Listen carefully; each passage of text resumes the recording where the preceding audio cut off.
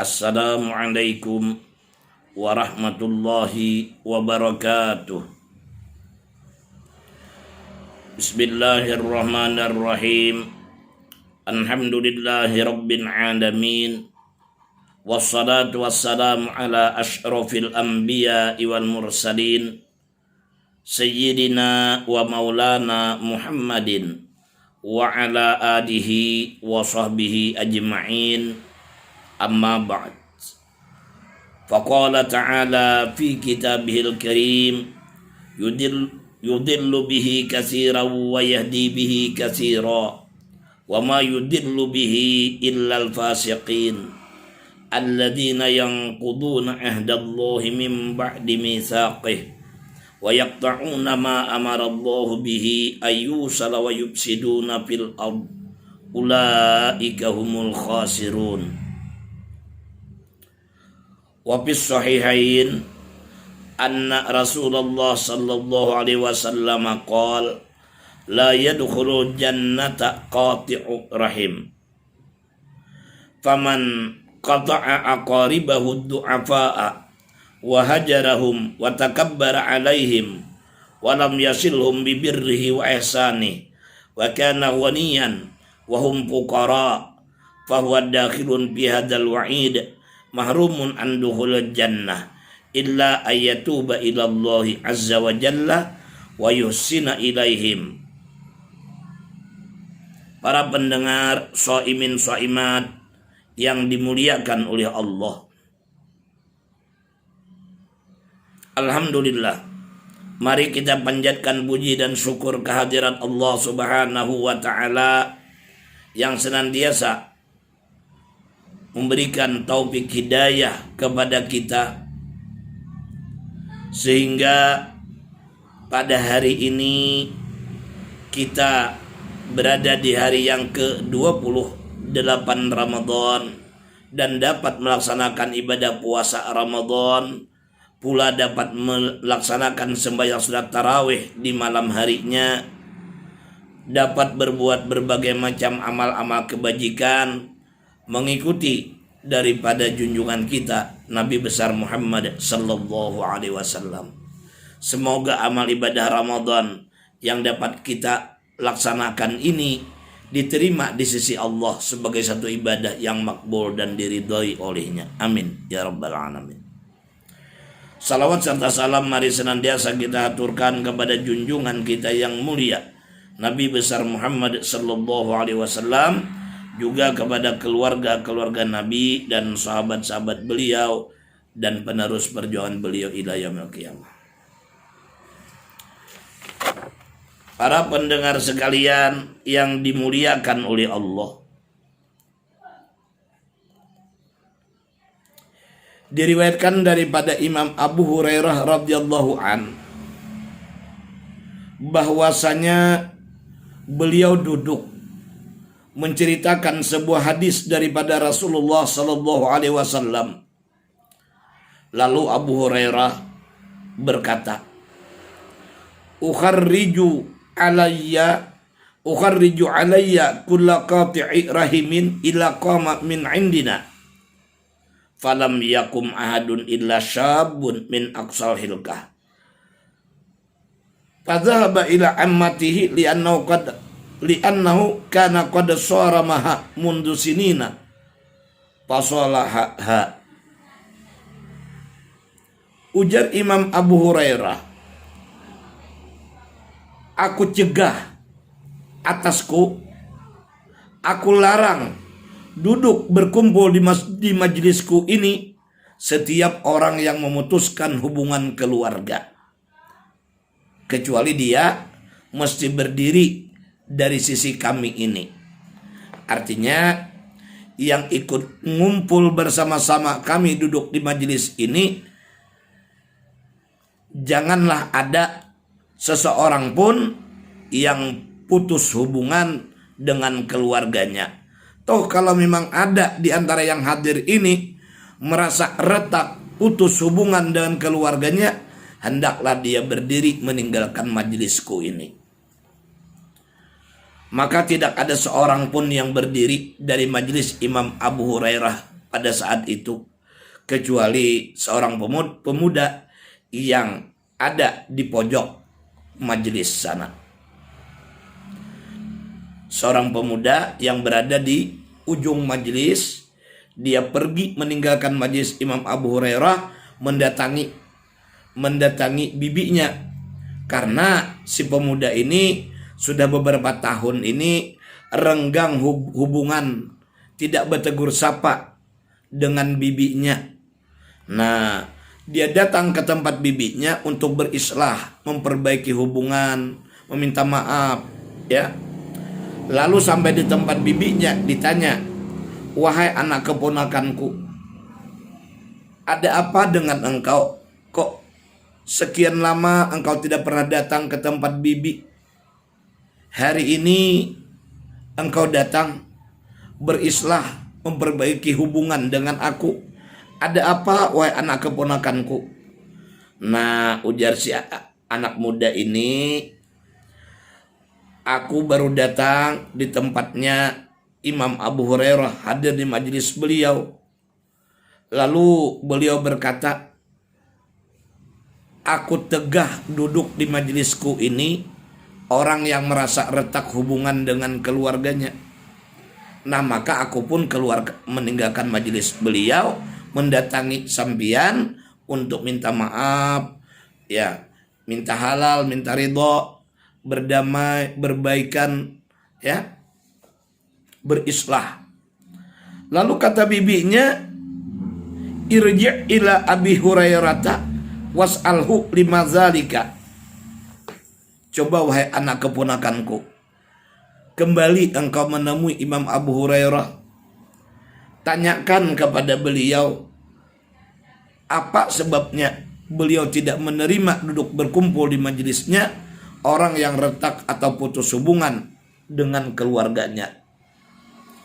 Akhirnya si anak muda ini pun setelah dia berdamai dengan bibinya, dengan tantenya, dia balik lagi ke majelis Imam Abu Hurairah, mempertanyakan apa alasannya sehingga beliau tidak mau ikut duduk di majelisnya orang yang retak hubungan dengan keluarganya.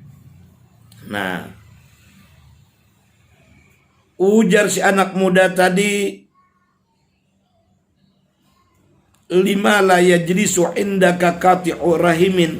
Wahai Abu Hurairah, sahabatnya Rasulullah, kenapa tidak boleh duduk di sisi engkau, di majelis engkau, orang yang putus hubungan dengan keluarga, orang yang memutuskan hubungan dengan keluarganya?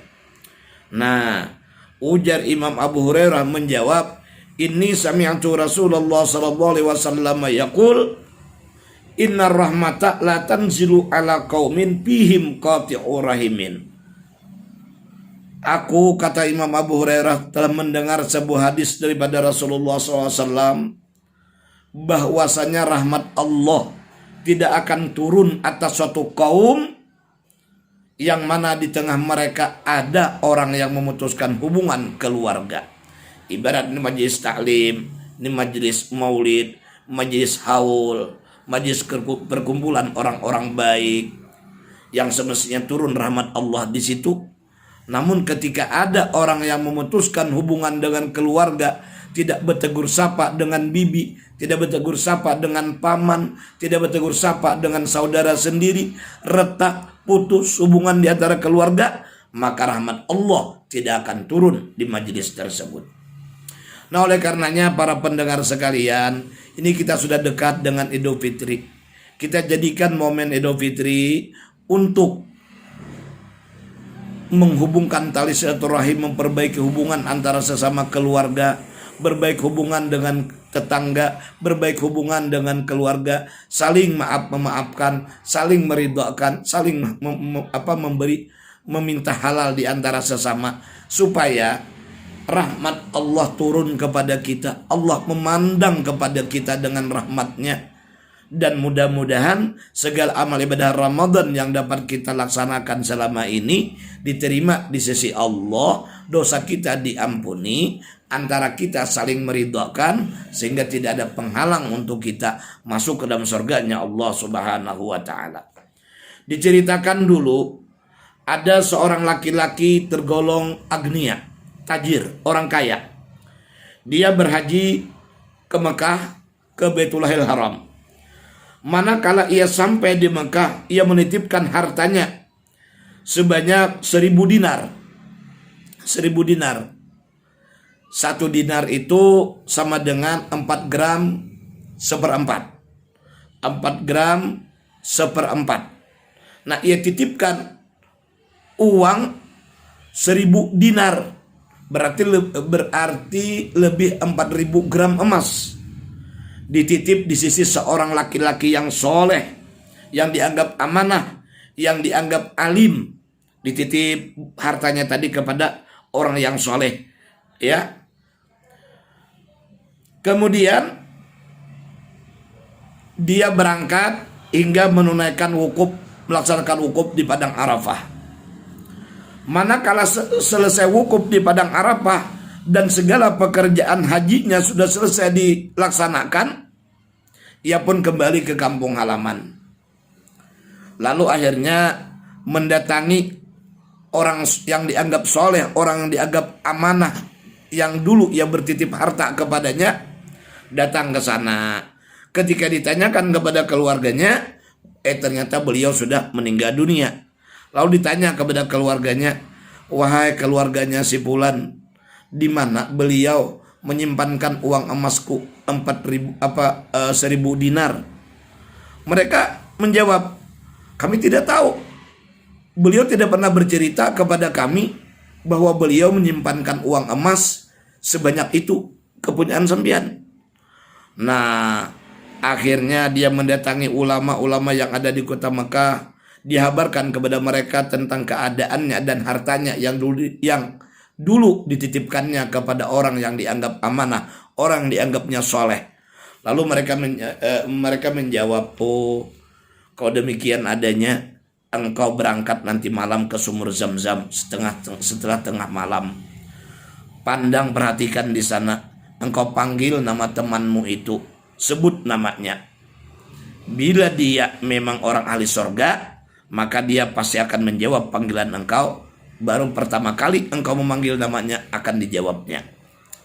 Setelah tengah malam, orang kaya ini datang ke sumur Zam-Zam, memanggil nama sahabatnya di mana ia menitip uang emasnya dulu. Ternyata sekali dia panggil tidak menjawab, diulangi beberapa kali tidak ada jawaban. Nah, lalu dia pun kembali mendatangi ulama di tanah haram, diceritakan apa yang terjadi. Mereka menjawab, inna lillahi wa inna ilaihi raji'un, nakhsha ayyakuna sahibuka min ahlin nar. Nah, kami takut jangan-jangan sahabat engkau ini termasuk orang ahli neraka. Ayo, pergilah engkau ke tanah Yaman. Di sana ada sebuah sumur yang bernama Sumur Barhud. Konon kabarnya bahwa sumur itu mulutnya berhubung dan mulut neraka jahanam. Pandang dan perhatikan di sana di waktu tengah malam. Panggil nama sahabatmu. Sekali engkau memanggil namanya, dia akan menjawab panggilan engkau itu. Berangkatlah orang kaya tadi ke negeri Yaman. Di tengah malam dia datangi telaga Barhud atau sumur Barhud. Dia panggil, hai si Fulan. Aku ada di sini, katanya. Apa kabar? Aku artinya pertama datang kemari menanyakan kepada engkau di mana engkau simpan hartaku, uang emas sebesar 1.000 dinar itu. Katanya aku simpan dalam rumahku jua, letaknya di arah anu. Tanyakan saja kepada keluargaku, kepada anakku, mereka tentu tahu arahnya yang tersebut itu. Lalu dia bertanya, malladzi anzalaka huna wa kunna nazunnu bikal khair. Hai Fulan, wahai sahabatku, apa yang menempatkan engkau di sini? Apa yang membuat engkau hingga sampai berada dalam kumpulan orang-orang durjana, di tempat yang hina, di dalam api neraka? Apa yang menempatkan engkau ke tempat yang hina ini? Kami menyangka engkau itu orang ahlul khair. Dia menjawab, adalah bagiku seorang saudara perempuan, orangnya fakir, miskin. Aku renggangi dia. Aku tidak pedulikan dia. Walaupun dia sakit, aku tidak pernah menengok. Dia datang, aku pura-pura tidak ada di rumahku. Dia mengundang, aku gengsi mendatangi undangannya karena dia miskin. Nak renggang kami bersaudara gara-gara dia miskin, aku kaya. Gengsi, aku mengaku dia keluargaku, dia saudaraku. Akhirnya retak dan putuslah hubungan di antara kami. Maka aku disiksa oleh Allah dengan sebab ini, dan Allah tempatkan aku di tempat yang hina dina ini gara-gara saudaraku fakir miskin, aku kaya. Perbedaan status sosial inilah yang membuat aku merasa hina mengaku dia saudaraku. Akhirnya Allah marah kepadaku, ditempatkan aku di kumpulan orang-orang yang durjana, di kumpulan orang-orang yang ahli neraka. Wahai para pendengar sekalian, mudah-mudahan cerita dan hadis yang kita baca ini membuat kita tambah takut kepada Allah. Lalu kita memperbaiki hubungan antara keluarga kita. Jangan retak, jangan tidak bertegur sapa, jangan putus hubungan. Mari Idul Fitri kita jadikan semangat untuk memperbaiki ukhuwah, memperbaiki persaudaraan dan kekeluargaan. Demikian akhirul kalam, wallahul muwaffiq ila aqwamit thoriq. Assalamualaikum warahmatullahi wabarakatuh.